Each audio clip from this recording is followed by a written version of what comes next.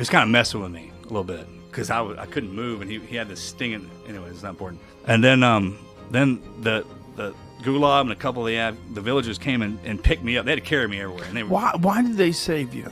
Because in the movie it's confusing. It is. Because in the movie it's like these guys save you and you don't know why they're saving you. When he found me, they have to fight the Taliban. Yeah, can you believe that? Crazy. So I had been crawling for a day and some change.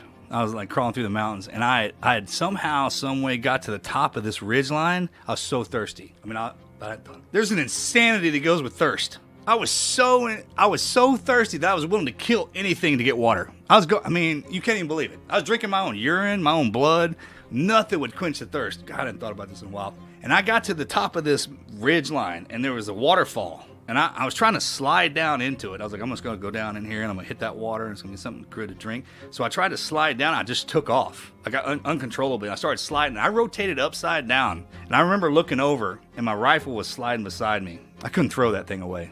It's like every time I'd lose it, one of my boys was like, hey, you're going to need this. And I flipped into upside down, over backwards, into the river. And I remember my knees hit me in the face, and it knocked me out again. And I was kind of, I was a blobbering mess. Everything was broken. And I rolled over, and I remember kind of sitting on all fours. I picked my head up, and I looked up, and there was that water fountain there. And I remember sliding down. This is the craziest thing. God, I hadn't thought about this.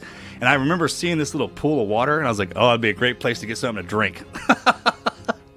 So I crawled back up into this thing, and I leaned into that waterfall, and I remember washing my face and hands.